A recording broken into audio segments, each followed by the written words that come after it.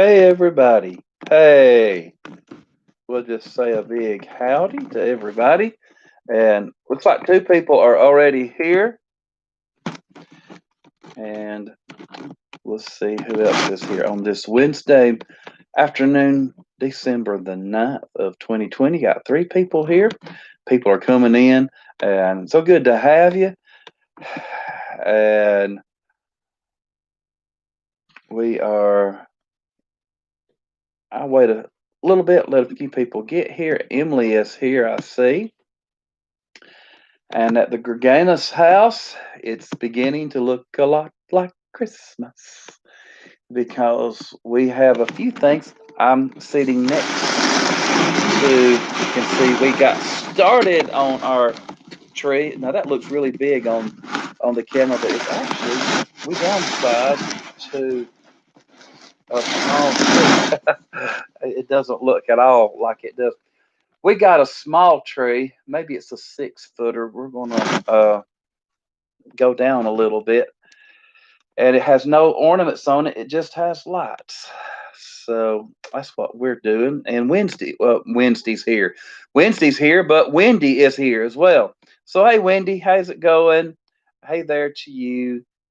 And I also have a little. I'm sitting in Drew's chair tonight, and there's a little puppy dog. Well, polar bear. Yes, a polar bear. Christmas blue touchy. So we're getting into the holiday spirit here. Cookie just came in, and glad to have her here. And that usually means Ollie's here. So hey, Ollie, and hey, Cookie. And so we got people coming in. All of a sudden, the dogs started barking about something. I don't know what's tickled their fancy out there. It could be anything or anyone, right? So if you want to turn your Bibles to Judges chapter 11, that's where we're going to go. And hey, Angie's here. And I love the hand waving thing that you got. Uh, Angie Slate, and that usually means a lot are there with her. Lacey, of course, and maybe the boys are with her too. But glad to have everybody here. So Drew is visiting at East Walker. East Walker is having a they're having services at their building on Wednesday nights now. So Drew went to that, and anyway, we're going to go. We got quite a few of us enough here, I believe, that I want to go on, and let's go to Hebrews chapter 11, and let's look at who all we've talked about and who all we're going to talk about. And let's go to there. Let me wait until that comes up. And in Hebrews chapter 11, we are down in verse 32. And what more shall I say? For the time would fail me to tell of Gideon and Barak and Samson and Jephthah, also of David and Samuel and the prophets. Now we've talked about Gideon, Barak, and Samson. Tonight we're going to talk about Jephthah. So let's go to Judges chapter 11, and I'm going to read the 11th chapter of Judges. And this is the story of Jephthah. It's contained in this one chapter. And Jephthah, uh, Jephthah's before Samson, actually, at least listed here before Samson, and yet he's listed after in the Hebrews letter. Didn't necessarily say that everything was in chronological order, but I want to read this. All right. Now, Jephthah the Gileadite was a mighty man of valor, but he was the son of a harlot, and Gilead begot Jephthah. Gilead's wife bore sons, and when his wife's sons grew up, they drove Jephthah out and said to him, "You shall have no inheritance in our father's house, for you are the son of another woman." Then Jephthah fled from his brothers and dwelt in the land of Tob. And worthless men banded together with Jephthah and went out raiding with him. It came to pass after that the people of Ammon made war against Israel. And so it was when the people of Ammon made war against Israel that the elders of Gilead went to get Jephthah from the land of Tob. Then they said to Jephthah, "Come and be our commander, that we may fight against the people of Ammon." So Jephthah said to the elders of Gilead, "Did you not hate me and expel me from my father's house? Why have you come to me now when you are in distress?" The elders of Gilead said to Jephthah, "That is why we have turned again to you now, that you may go with us and fight against the people of Ammon, and be our head over all the inhabitants of Gilead." So Jephthah said to the elders of Gilead, "If you take me back home to fight against the people of Ammon, and the Lord delivers them to me, shall I be your head?" And the elders of Gilead said to Jephthah, "The Lord will be a witness between us if we do not do according to your words." Then Jephthah went with the elders of Gilead, and the people made him head and commander over them. And Jephthah spoke all his words before the Lord in Mizpah.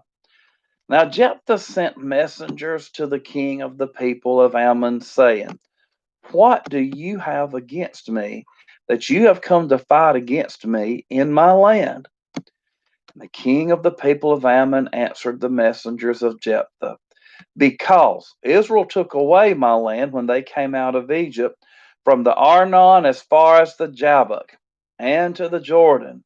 Now therefore restore those lands peaceably."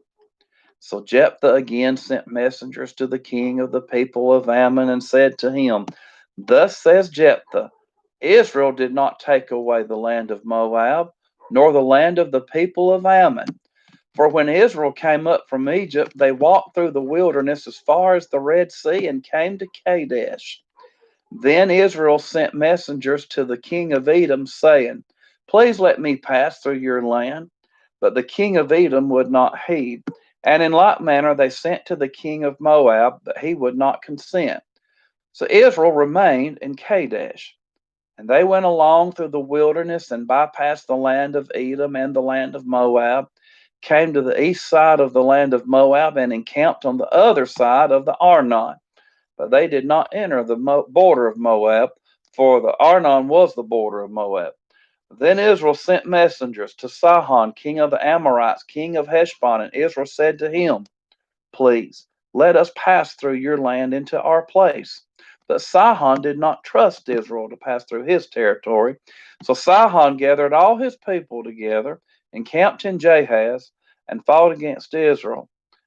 And the Lord God of Israel delivered Sihon and all his people into the hand of Israel, and they defeated them. Thus Israel gained possession of all the land of the Amorites who inhabited that country. They took possession of all the territory of the Amorites, from the Arnon to the Jabbok, and from the wilderness to the Jordan. And now the Lord God of Israel has dispossessed the Amorites from before his people Israel. Should you then possess it? Will you not possess whatever Chemosh your God gives you to possess? So whatever the Lord our God takes possession of before us, we will possess. And now, are you any better than Balak the son of Zippor, king of Moab? Did he ever strive against Israel? Did he ever fight against them? While Israel dwelt in Heshbon and its villages, and Aroer and its villages, and in all the cities along the banks of the Arnon for 300 years, why did you not recover them within that time? Therefore I have not sinned against you, but you wronged me by fighting against me. May the Lord the judge render judgment this day between the children of Israel and the people of Ammon. However, the king of the people of Ammon did not heed the words which Jephthah sent him. Then the Spirit of the Lord came upon Jephthah, And he passed through Gilead and Manasseh and passed through Mizpah of Gilead. And from Mizpah of Gilead he advanced toward the people of Ammon.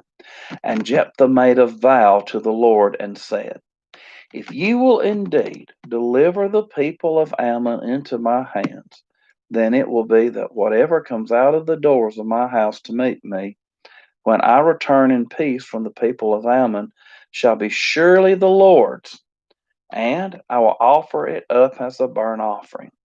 So Jephthah advanced toward the people of Ammon to fight against them, and the Lord delivered them into his hands. And he defeated them before Aroer as far as Minnith, 20 cities, and to Abel Caramim with a very great slaughter. Thus the people of Ammon were subdued before the children of Israel. When Jephthah came to the house of Mizpah, there was his daughter coming out to meet him with timbrels and dancing, and she was his only child. Besides her, he had neither son nor daughter. And it came to pass when he saw her that he tore his clothes and said, alas, my daughter, you have brought me very low. You are among those who trouble me, for I have given my word to the Lord, and I cannot go back on it. So she said to him, my father, if you have given your word to the Lord, do to me according to what has gone out of your mouth, because the Lord has avenged you of your enemies, the people of Ammon. Then she said to her father, let this thing be done for me. Let me alone for 2 months, that I may go and wander on the mountains and bewail my virginity, my friends and I. So he said, go. And he sent her away for 2 months. So she went with her friends and bewailed her virginity on the mountains. And it was so at the end of 2 months that she returned to her father, and he carried out his vow with her which he had vowed. She knew no man. And it became a custom in Israel that the daughters of Israel went 4 days each year to lament the daughter of Jephthah the Gileadite. Such a sad story in the beginning and a sad story in the ending. Jephthah. Let me come over to our chat page and see. Do we have any here? Okay. So Elizabeth is here. Hello to you, Elizabeth. And Judges what? Judges chapter 11. Cookie said Judges 11 instead of Hebrews 11. But no, Judges 11 and Hebrews 11, because it's interesting. I hadn't put that together yet, though. Hebrews 11 mentions Jephthah, who is in Judges 11. So we'll just go to both. All right. Judges 11 is where we are, and that is mentioned, Jephthah is mentioned in Hebrews 11. So let's talk about, excuse me, let's talk about Jephthah. Jephthah, the Gileadite, was a mighty man of valor. I like that phrase. Somebody who is very strong, somebody who's a warrior.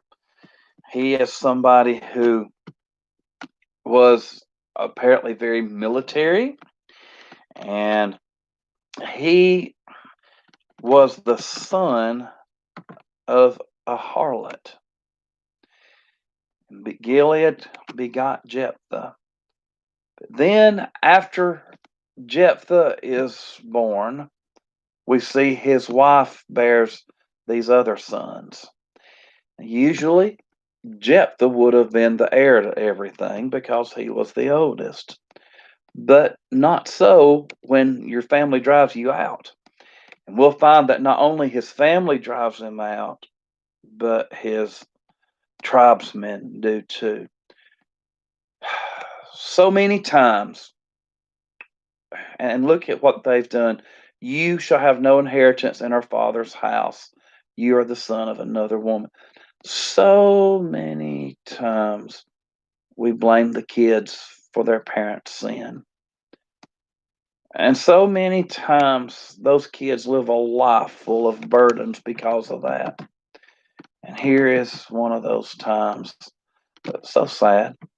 Here, this this just tragic. Again, he starts out his life not being wanted, and in this area where God was supposed to be what they worship, who they worshipped, and His law was what they followed.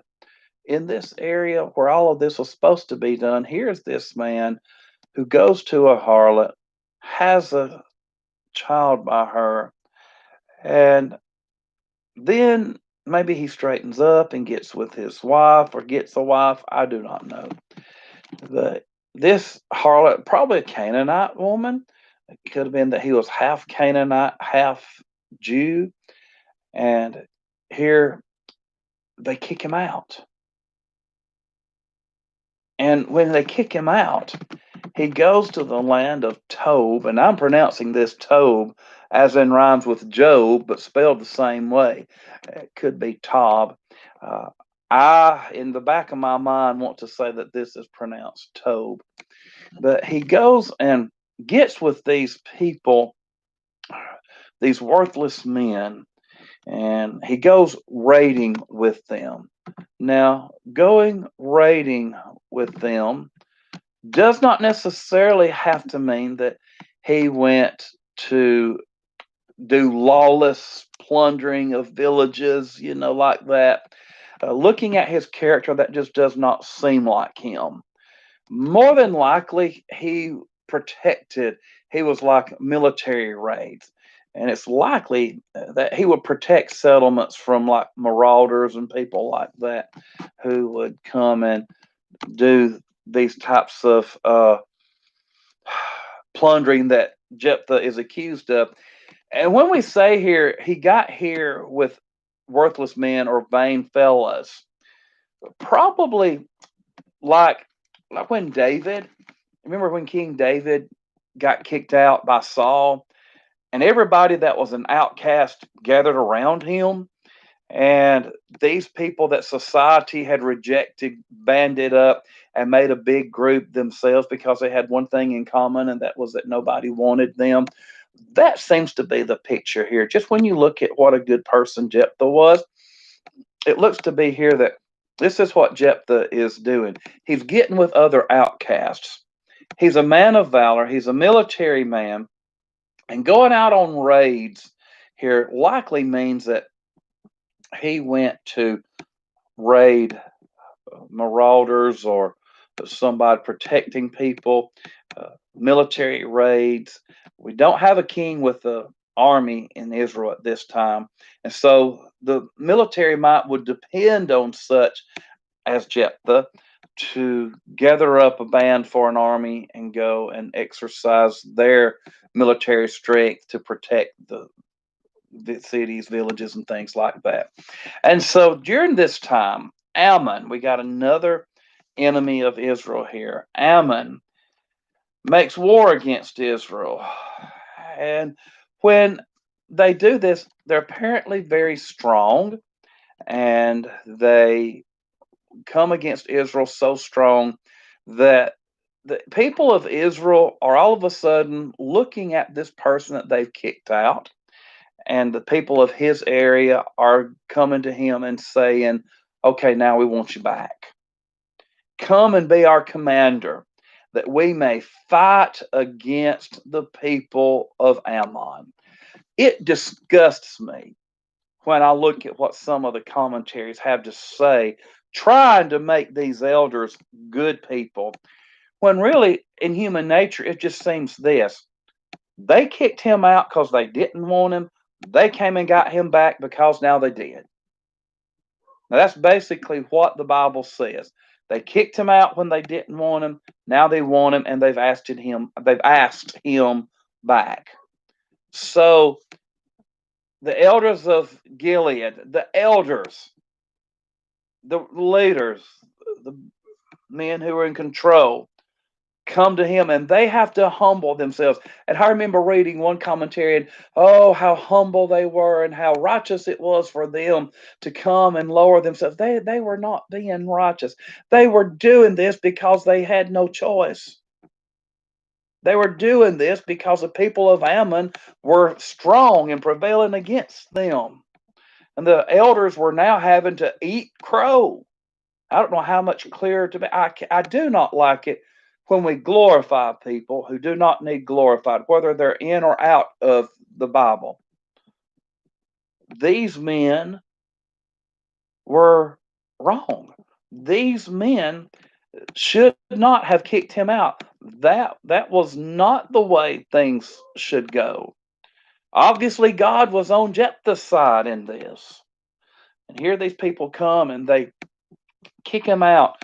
And you read commentaries and they say, how humble it was for them to come. And yeah, they're humble. Sure they are. They've got a oppressive army breathing down their neck. And this is answered in verse 7. Jephthah says, well, did you not hate me? Did you not expel me from my father's house? And why have you come to me now when you are in distress? Okay, so let's look at where we are, and let's do some trivia. Okay, who else in the Bible? Who else in the Bible was cast out? See if we can think of some more. I know I can think of one. Usually, when I say there's two people, I've noticed that we've come up with more than one. Who else in the Bible was cast out and then needed by the people that even cast them out? Can we think of some examples of that? And I bet next week maybe I remember to go put my dogs up so that they're not. Something's got them all riled up back there.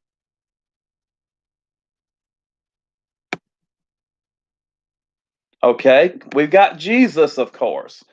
Jesus was cast out.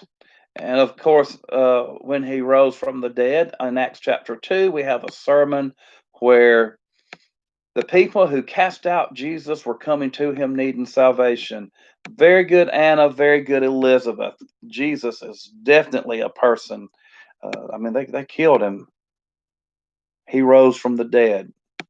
The resurrection, the very center of Christianity. Christianity. In fact, can't say it today. Christianity. Okay. Who else? Joseph, absolutely. Joseph's brothers cast him out, didn't want him, sold him, and then lo and behold, they needed him, and they came to Egypt, didn't even know who he was, and then they needed him, and Joseph was good enough. He forgave them. He didn't need them, they needed him. Now, they were scared that Joseph was going to kill them after their father died. No. All right. Cookie made a good point. Noah and the ark. Uh, as far as we can tell, no one believed Noah. Well, we know Noah and the ark. It said those 8 were on the ark.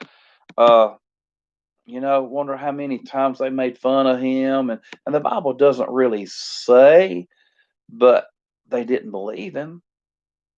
They certainly rejected his teachings, didn't they? They didn't get on the ark. And then when the rains came, it was too late then. It was too late. There was a case of it being too late. We talked about Joseph being cast out. Someone else who cast out Joseph, let me say this, was when, you remember when he was in prison and the butler and the baker, they got, thrown in prison too, and he interpreted their dreams. The baker was executed. The butler and cupbearer was brought back to Pharaoh, and he kind of rejected Joseph. He casted him out too, casted him out of his, casted him out of his memory. And then all of a sudden, when he needs him to interpret Pharaoh's dream, well, now he wants him again. Okay, let's see.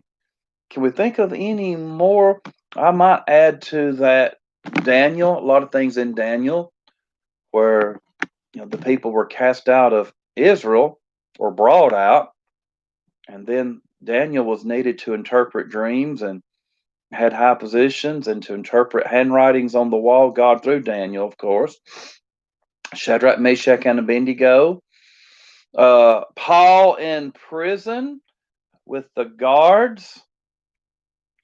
And remember, we could also add Peter in prison sometimes with the guards too. But Paul in prison with the guards, and I'm going to guess here that we're going to Acts chapter 16 with the Philippian jailer who was going to kill himself because the earthquake came and shook open the doors, and he knew that his life would be required for those prisoners, so he was going to take his life. And Paul then came to his rescue and eventually taught him salvation. He and his household were baptized, and there's a good one. Paul in prison. Remember Peter in prison when the angel took him out. The earthquake came. That was not all the way with what we're talking about, a little bit of it maybe. But this is the case. Let's talk about Gideon. We just talked about Gideon. He was an outcast. And next thing you know, he's a judge. Gideon, the people were angry. Of course, he tore down their idol, and then they wanted to kill him. Of course, then he delivered them. So Gideon, one of the judges that we talked about, he was definitely somebody that was cast out. And then the people needed him. Very good answers, guys. So let's go back to where we are and talk a little bit more about this. So Jephthah said to the elders, verse 7, did you not hate me and expel me from my father's house? Why have you come to me now when you are in distress? The elders of Gilead said to Jephthah, that is why we have turned again to you now, that you may go with us and fight against the people of Ammon and be our head over all the inhabitants of Gilead. And Jephthah makes sure this time. Now, we talk about Jephthah's vow. Before we get to, and that's a big part of this chapter, before we get to Jephthah's vow, let's look at the elders' vow. He made them take a vow that he be their head when he returned. And if you take me back home to fight against the people, and the Lord delivers them to me, shall I be your head? And they made this vow. The Lord will be a witness between us if we do not do according to your words. And then Jephthah went with the elders of Gilead. And we don't need to forget the place. He's not at home. It is so bad that these elders came to him. He's not just happened to be back in town. He goes back with them. They come. He says, if you take me back home, they come and get him. And it's that, they say in verse 8, that you may go with us. And verse 7, you come to me. Verse 6, come and be our commander. They went to get him. Verse 5, they went to get Jephthah from the land of Tob. So great humiliation on their part. They had to consent to this. And here, too, we can't we can't rule out this fact. They had to have heard how good he was doing military wise, didn't they? They had to know that he's really one who can save them. And can't you just hear the meeting that they had to have before they go and get Jephthah? And I can imagine they looked for everybody else. Now, I'm just speculating here, so I'm just saying to do something so humiliating, one would think that they had to have thought about everybody and no one else was there. It'd be interesting to hear the meeting they had as they meet and say, we're going to have to just go and beg him to come. We're going to have to go and plead with him and apologize. And, they wouldn't have said it this way, but eat crow. Sometimes we have to eat crow. There's a lesson in this. We need to watch every action that we do. And we have a say in burning bridges. You better watch what bridges you burn because you may need to cross over that way again. Now, they burned a bridge and they came and built it back. And they were lucky because Jephthah could have said, no, I'm not going to do that. Didn't want me there. You kicked me out and that's it. My father's inheritance now is divided among brothers that don't deserve it because you kicked me out. But he didn't. That shows the character of Jephthah too, doesn't it? But he does make them promise, okay, I want to be your leader. You can't blame him for that. You got to have their word. And he trusted them enough that they would take us at their word, do what they said they would do at their word, and he returned with them. So, a lesson here about burning bridges. Don't kick out somebody. And this is something churches need to know, families need to know, people on the job need to know. I can't tell how many stories I've read of somebody getting fired from one job, coming back after, getting more training and education and being the boss over those who fired them. What do we say about that? Awkward. Remember that? Yeah. Awkward situation. Boy, if this wasn't an awkward situation in Judges chapter 11. And when they come to him and he sees them, the Bible doesn't fill unnecessary details, but you can picture he sees them and they see him. That first meeting, awkward situation. How much silence is there? Because verse 6 says, then they said, they go to get him. Here we are. So they just, I guess they get right to the point. Come be our commander. But now let's look at it from their point of view. What if you're the one that's done something wrong? How do you handle it? This is a good way of handling it. Eat crow. Go to somebody and say, well, didn't do that like I should. I'm sorry. I apologize. And yeah, I'm here because I need you. We also have to ask the question from Jephthah's point of view. Would they have ever come if they didn't need him militarily? I don't think so. That's why I don't buy, when I read in commentaries, what great humble spirit we read in the no. If they had a true humble spirit of kindness and goodness, they would have come before there was any type of military need. They should have come and said, we did you wrong. We kicked you out. We want to undo what we've done the best that we possibly can. So I was really livid when I was reading some of these commentaries about making these elders. Elders are people too. Elders of the church are people too. And we show them the respect due to them by all means because they are worthy of the respect. They have a hard job many times. But now they're people. They do things wrong too. When they do things wrong too, they have to pay to God for it. In fact, they're going to give an account. Elders are going to give an account to Jesus. Now, when we look at an elder of the church, we're talking about the shepherds. Now, if you look at 1 Peter chapter 5, you see they are told this: shepherd the flock of God which is among you, serving as overseers, not by compulsion, but willingly, not for dishonest gain, but eagerly, not as being lords. My footnote there says masters, not as being masters or lords over those entrusted to you, but being examples to the flock.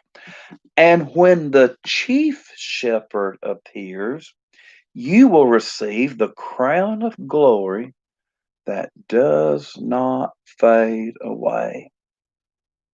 Crown of glory. When the chief shepherd. So the elders that are in the church are going to have to answer to the chief elder. And you know down in the chief shepherd, I mean, notice that's capitalized. Who is that talking about? The chief shepherds. The chief shepherd. Let me get that correct. The chief shepherd. Who is that talking about? Who is the chief shepherd? I'm asking you that for a trivia question. Excuse me, who is the chief shepherd that shall appear that the elders have to answer to? Who is that? I want someone to put that in the chat box or talk about it in your homes and all this. Who is the chief shepherd that shall appear that they're going to have to answer to? First Peter, that's chapter 5, wasn't it? Let's see. Yeah, I think so. First Peter 5. Who's that chief shepherd? The chief shepherd. This person said he was the shepherd.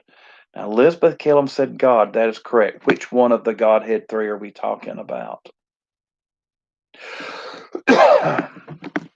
It is one of the Godhead, Jesus. Yes. Well, hey, Andrew. What is up? Good to have you with us. Jesus. That is absolutely correct. Jesus is that chief shepherd that shall appear. Now,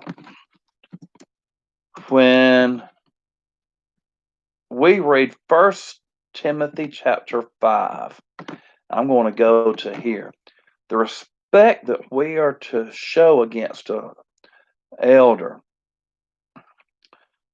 He said, Paul told Timothy, verse 17, let the elders who rule well be counted worthy of double honor, especially those who labor in the word and doctrine.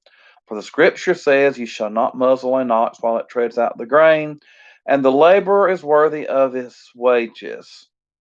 Then he said, do not receive an accusation against an elder except from 2 or 3 witnesses. Now, this was something from the Old Testament. You know, you couldn't accuse people of certain crimes without more than one witness. But that does not mean that they cannot be accused. An elder, if there are 2 or 3 people who are witness to something, an elder can have an accusation brought against him. It doesn't really need to be just one person, because one person could just get mad at somebody and try to do them harm. But Timothy was told not to receive an accusation against an elder except from 2 or 3 witnesses. And I know this was told to Timothy, and Timothy could possibly have done things. I don't remember reading of any of the miraculous deeds that Timothy did, but being with Paul, it's possible that he would have this amount of power from the Holy Spirit. But he was told not to receive an accusation against an elder except for from 2 or 3 witnesses, and that we could apply that today, and be applicable to anybody really, but especially an elder. They're to be worthy of double honor. And sometimes elders in the church make mistakes. And I've heard of rare occasions of elders who have walked down that aisle in that invitation song and said, I have done wrong. When an elder does that, that person has my respect. And I'm going to say something that Bobby Duncan in an eldership class kept saying: an elder can lead only where the congregation will follow. You can't lead if they won't follow you.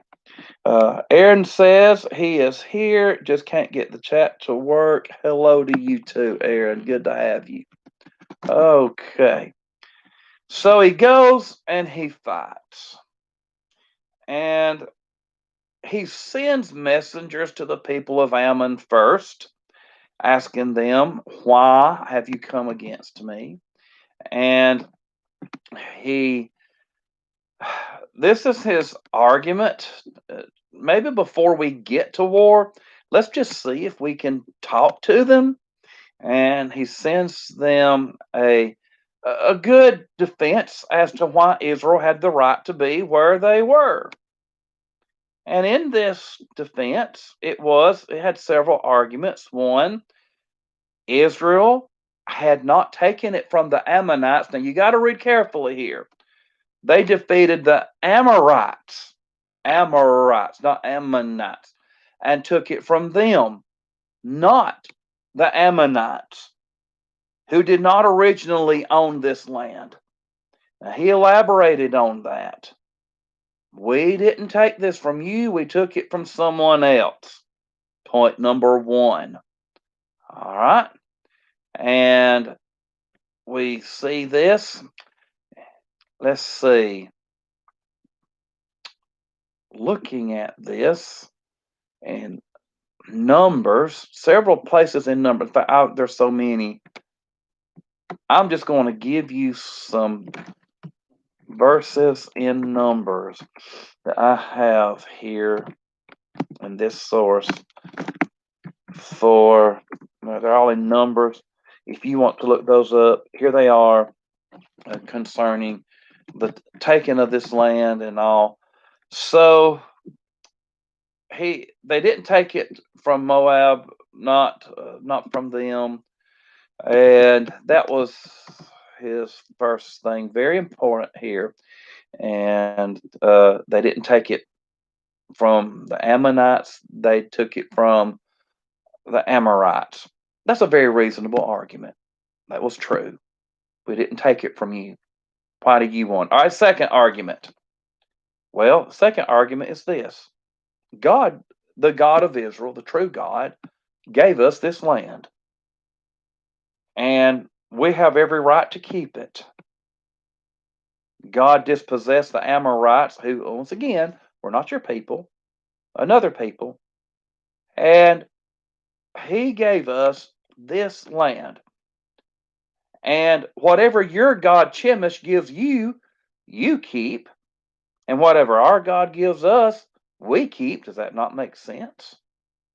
Now, this does not mean that Jephthah is saying that there is a God named Chemish, that he's recognizing this idol God as a deity. By no stretch of imagination. It's just an argument from the standpoint of what the Ammonites believed. And looking at this, what we should see here, he's just saying to them, look, if you believed your God gave you something, if Chemosh gave you something, Chemosh, however you say that God's name, if you believe he gave you the land you have, we believe God gave us the land we have. Your God, our God, who, by the way, is the God, but he's still our God. And so, knowing that, you see, Jephthah's also familiar with what goes on in the book of Numbers, and very interesting here. You can look at this and know what he knows from Numbers. That some people like to say that Numbers, along with Genesis, Exodus, Leviticus, Numbers, Deuteronomy, was written way later. No, because what Jephthah's talking about here happened way long time before. And so here he's saying this: God gave it to us. What your God gives to you, you keep. What our God gives to us, we keep. Okay. Then he had a third argument, and that is this. Moab at one time claimed some of this territory too.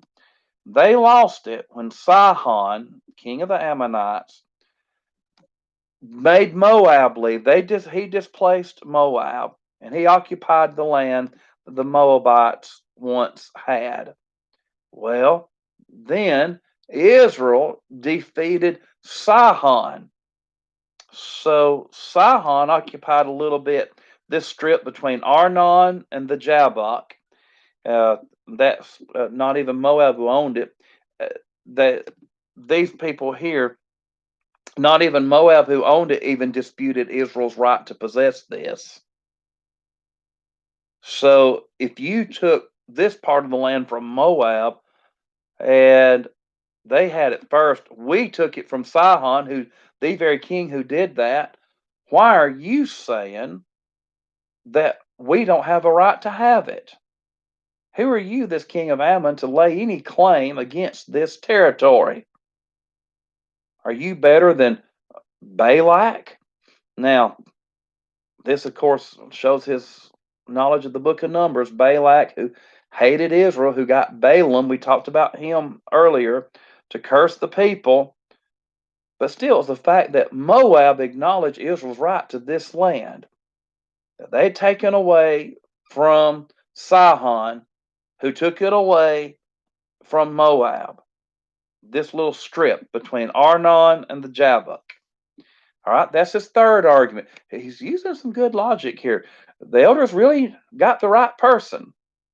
The fourth argument, okay, is just basically this. Look, this has been going on for 300 years. Why are you saying something now? Now, for 300 years, your people have had the right to say something about this. We could call this the statute of limitations. For 300 years, Israel had been in possession of Gilead ever since the days of Moses. And basically, it's too late for Ammon to start pressing your claim toward this because we've had undisputed occupation of that territory for nearly 300 years. That's longer than we've been a country in America, United States of America, I mean. And here they are now saying all of a sudden we want this. Okay. So, here, read these arguments. He's trying to be diplomatic. They couldn't answer these. There's no answer for these. This is good argument. Jephthah had a good head on his shoulders and really just almost like a lawyer laying the truth out. Here's the reason why you do not own this land or have a claim to it. Okay. They didn't listen. And verse 28, the king of the people of Ammon didn't heed his words that Jephthah sent him, didn't listen to it. What can you say to that? So, well, yeah, you're right. So we're just going to, in other words, if you're right and I'm wrong, I'm just going to beat you up. That means I'm right. That's some people's way of thinking. If you get proven wrong, but you can beat up the person who proved you wrong, that's just as good as being proved right in some people's eyes. And that was the eyes of the people of Ammon. And so they come to war. And the Spirit of the Lord helps Jephthah.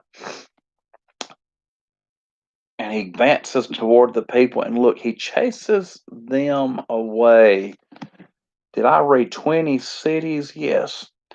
He chases them. This is a big chase. 20 cities. He chases them through. This army.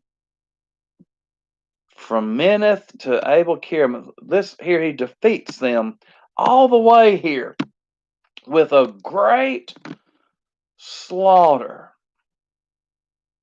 So the people were subdued. He shut them up. So that he had the right argument.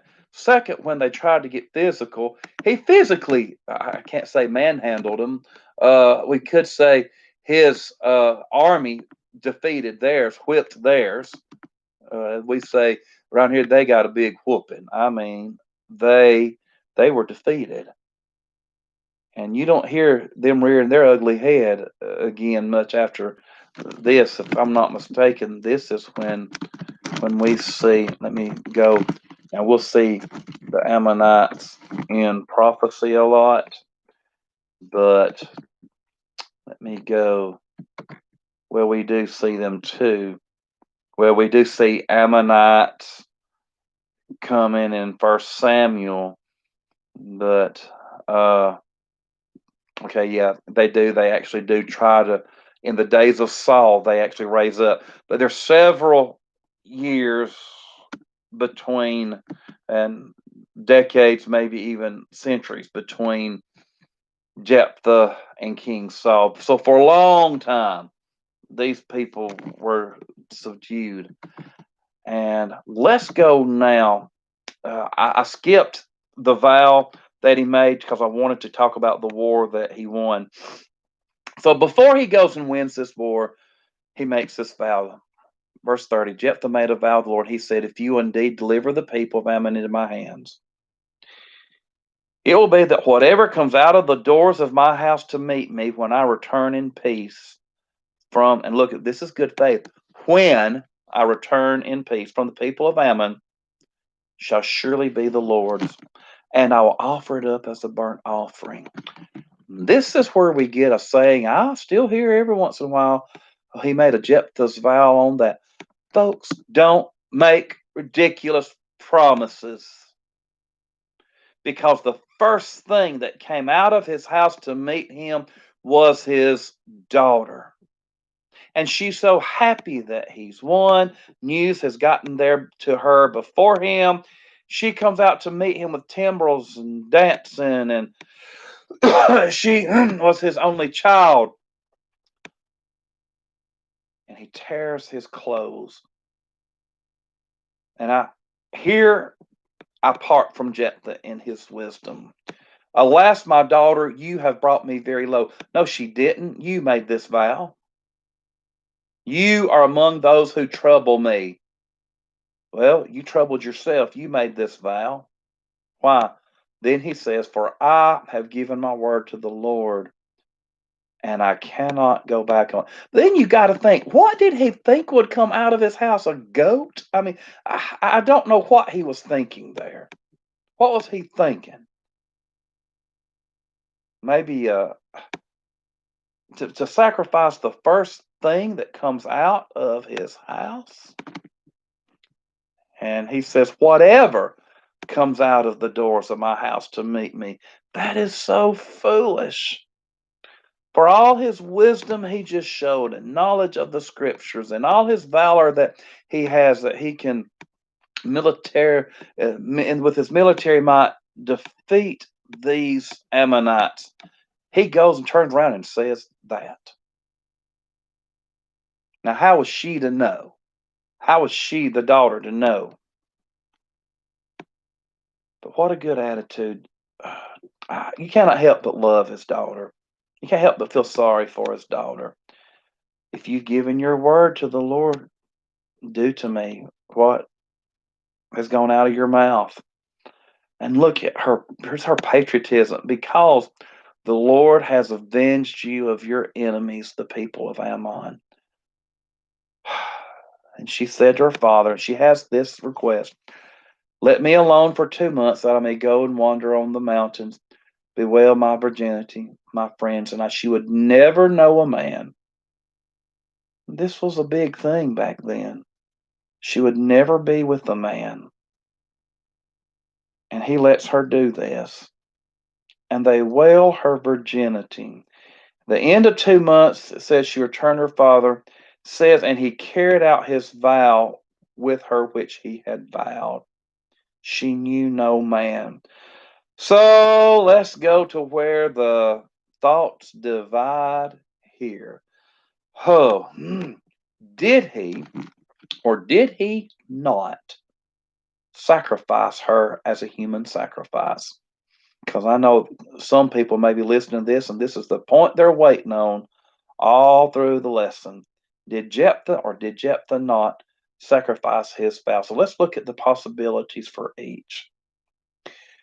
Josephus says that he did.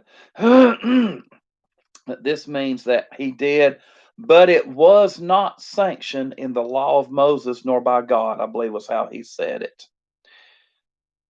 Of a truth and of a necessity, we must say, if Jephthah sacrificed his daughter, he did so without sanction from the law of Moses or from God. There are limits to promises we make. Now, let's just ask this question. Let's go back to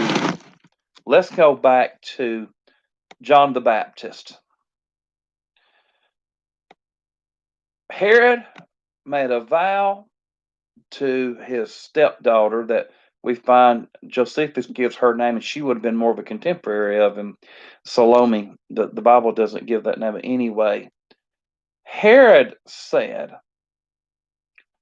"You can have anything up to half my kingdom."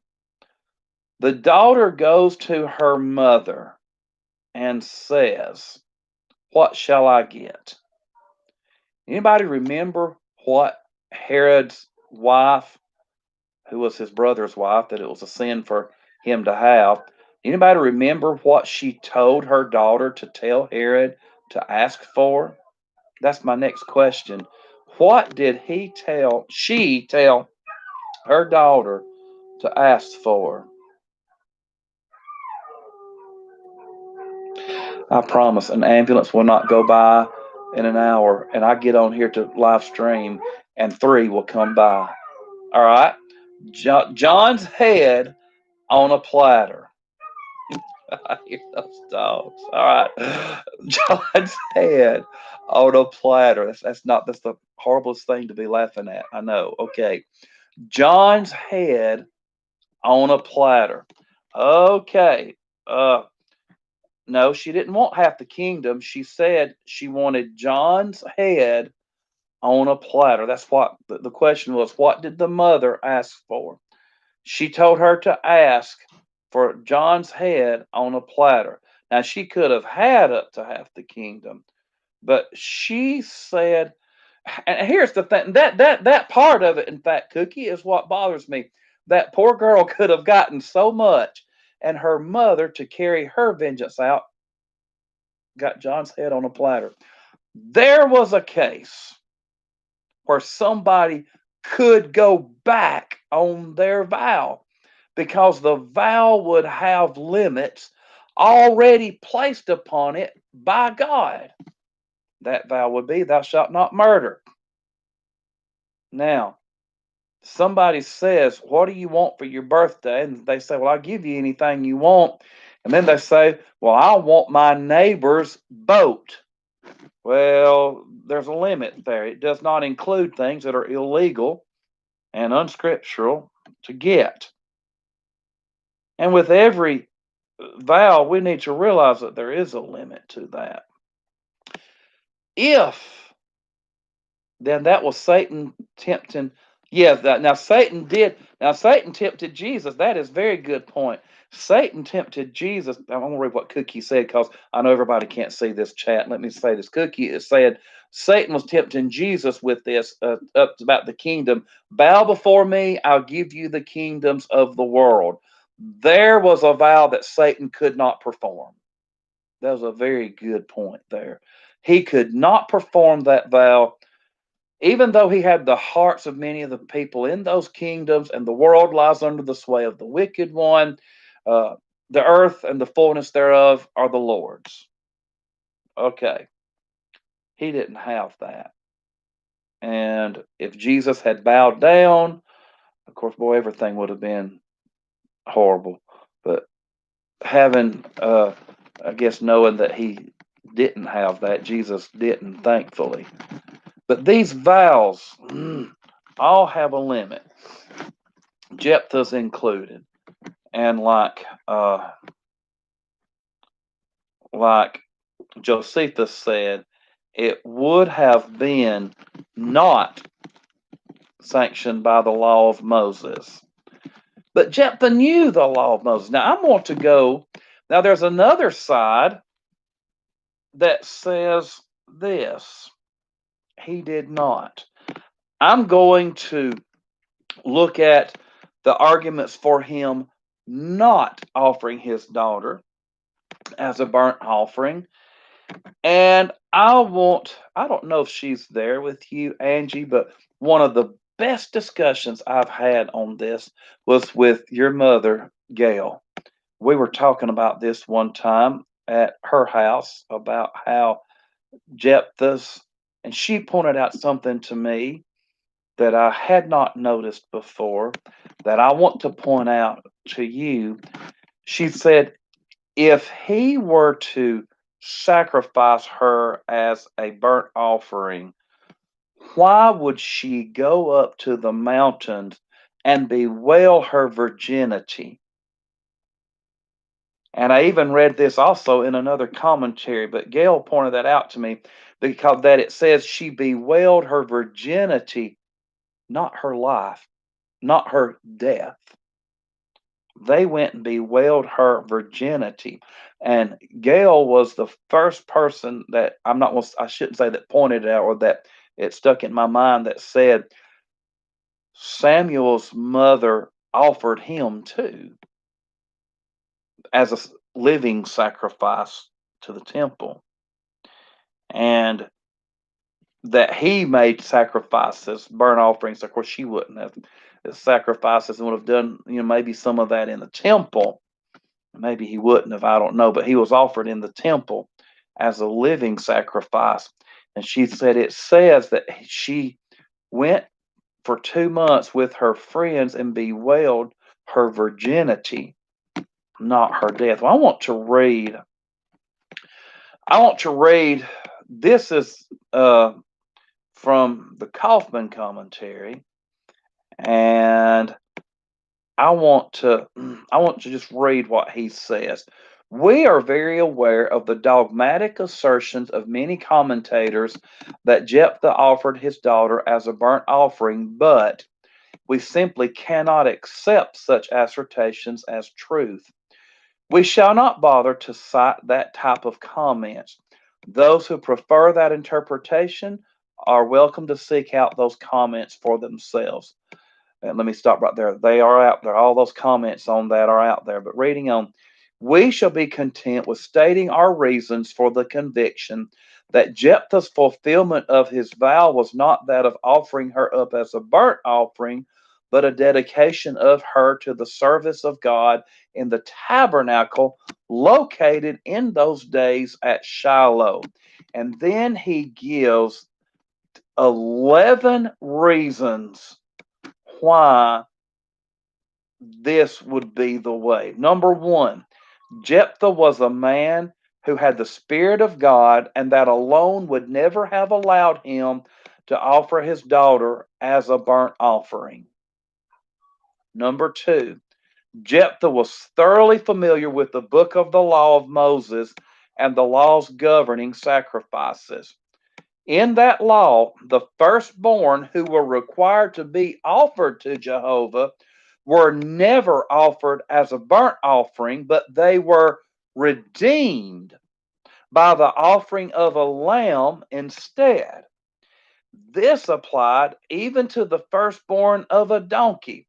It is simply inconceivable that Jephthah would have been ignorant of this principle or that he would have failed to take advantage of it on behalf of his daughter.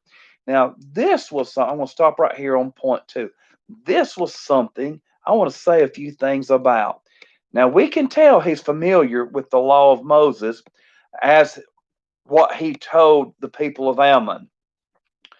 But in this law, to offer something to Jehovah as a burnt offering, what it required was taking the lamb, and that lamb redeemed that person that person who was offered, and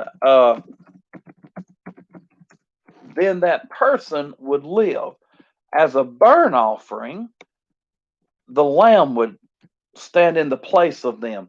Now, this should be familiar with us because we as Christians know that Jesus did that too, didn't he? And so the lamb was offered, and we see lambs offered a lot. But in the law of Moses, if you offered your firstborn to be offered to the Lord, and that firstborn was offered, then you redeemed that firstborn with a lamb. Okay, so, and I want to look at, if I can get that verse pulled up, Exodus 13. Let me go to that. Exodus chapter 13. Consecrate to me. The Lord spoke to Moses, saying, consecrate to me all the firstborn, whatever opens the womb upon the children of Israel, both of man and beast. It is mine. Okay. Now, looking at it, I'm in Exodus chapter 13. Look at verse 11. Okay. And it shall be when the Lord brings you into the land of the Canaanites, as he swore to you and your fathers, and gives it to you, that you shall set apart to the Lord all that open the womb, that is, every firstborn that comes from an animal which you have. The male shall be the Lord's. Every firstborn of a donkey you shall redeem with a lamb. And if you will not redeem it, then you shall break its neck. And all the firstborn of man among your sons you shall redeem. All right. So what they would do, and I had not studied this out. I had not studied this out. What they would do would be take their firstborn, offer it to the Lord. A burnt offering was given, but in that what they offered's place, according to Exodus 13, was a lamb. And it would be the Lord's. That's his number 3 point. It would be Jehovah's. And like Hannah gave up uh, Samuel. All right. Now, in this is his 4th point. The word for burnt offering doesn't carry with it the idea of death, but something offered completely to God, because it would be redeemed by the Lamb. Now, he says this. Of course, this was carried out in animal sacrifice, but the word would also accurately describe a young woman giving herself completely to the Lord as a temple servant. So the Hebrew word, and I'm not a Hebrew scholar here, but what he's saying here, the idea behind the word burnt offering in the Hebrew language also meant something just offered completely to God. And that is explained in Exodus 13. Now, he gives us his next point what Gail told me, that she bewailed her virginity, not her death, but her virginity.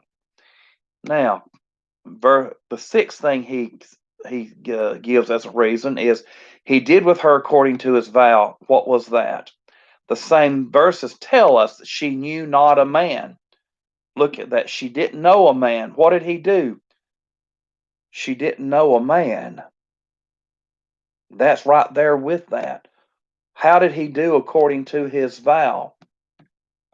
He offered her, she did not know a man. Well, that's why they bewailed her virginity. That does make sense. And I'd even wondered, or I just thought, well, that must have been a big thing. It wasn't just a big thing, it was what she was going to do, apparently, the rest of her life. And let's go back to that. And I lost my place. I'm sorry. All right. So she offered her, he offered her, as which she had vowed she knew no man. That will be telling how he offered her. Okay. Uh, Also, we have to look at this. These daughters went up with her 4 days a year to bemoan her status. Now, why would they do that? Where did they go? Wouldn't it have to be the tabernacle where there in Shiloh went 4 days each year? Where would they go to do this? It says that they went. Well, if she was dedicated to the Lord, they went to the tabernacle where she would be. If she had become a quote unquote burnt offering, this yearly celebration wouldn't have had involved any going at all. They wouldn't have to go anywhere. Why would they go somewhere to celebrate? I'm sorry, to wail, celebrate the daughter by wailing with her on her virginity 4 days a year. And that would really be quite a good support group for 4 days. You have friends come and be with you. Also, let's remember this. In Hebrews 11, we read Jephthah's name. I believe, you remember the people got in huge trouble for offering their sons to Molech. Later on, God really punished Israel for doing that. Those people's names are not in Hebrews 11. Jephthah's is. Right there with David and Samuel and all of these. Human sacrifice was then and it is now an abomination to the Lord. Why would he be so favorably mentioned in the New Testament, Jephthah, if he offered up a human sacrifice? Okay. You have to ask this too. Jephthah was already one who was kicked out. Would the priests, would the people of Israel allowed him to do it? Even Jonathan stepped in the way of the king, his father, when his men were suffering in hunger. There comes a time when people stand up even against their rulers if someone else is being mistreated. Would the priests have allowed this after God saved them? Uh, Brother Kaufman says no priest would have allowed it. All right. So, looking at this, we see him after this judging Israel. Would they have wanted as a judge someone who offered, and would God allow him to be a judge if he had offered her as a burnt offering? And so, looking at these, he couldn't go back, but he definitely could do it in the legal way. Told how to do it in Exodus 13, uh, keeping his promise that way. And she bemoaned her virginity. Now, that, Cookie says, sounds like a nun. Yes, a lot like a nun, where you go and you're in a perpetual state of virginity till you die. And that's what I believe too. Now, we've gone a little over, so I'm going to stop right here and say thank you all for uh, listening to me. Thank you for uh, your answers that you gave us and putting in the chat box. Those of you who did that, thank you for studying with us. Lord willing, we'll meet at the building at 11 o'clock on Sunday. And Angie Slate said, Mom is sleeping. She's not feeling well tonight. I will make sure to show her this later. Yes, please do. And tell her thank you for opening my eyes and she may even, I hope she remembers us talking. We talked about that a long day. Such a beautiful conversation we had. I will make sure to show her this later. She just woke up and is listening. She said hello to everyone. And she remembers, Rob. Shout out to you, Gail. Love you so much, so much.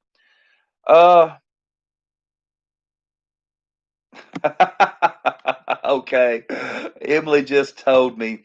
I believe that the sheriff's office does raids with the Joint Task Force on Wednesdays. I'm thinking that is why there are so many sirens on Wednesdays. Okay. Well, hey, if that's it, yes, he is the minister of the Lord for that, according to Romans 13. And let's just let that happen. Let the dogs howl. We'll just laugh about it and go on, won't we? Thank you for telling me that, Emily. For everyone else, we're keeping you in our prayers. If you're on our prayer list, we love you very much. And until next time, I wish everybody a very good night. Good night, everybody.